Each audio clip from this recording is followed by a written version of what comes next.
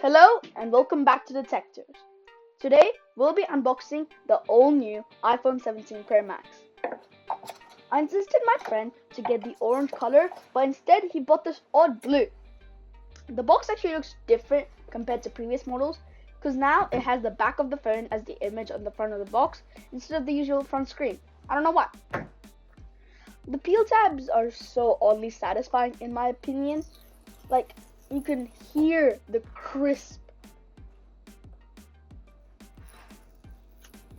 It's so good. One thing I don't like about Apple is the suspense of opening the box. I just hate it. It is so annoying. Why do they do that?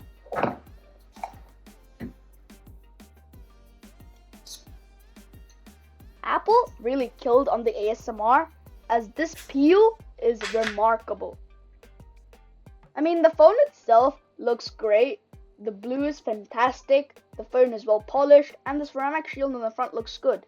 So does the aluminium and the glass on the back. It just comes with the SIM ejector and the USB-C cable as always. We will post 3 more videos in the coming weeks, so keep a lookout. Well, that's it for this time. See you in the next one.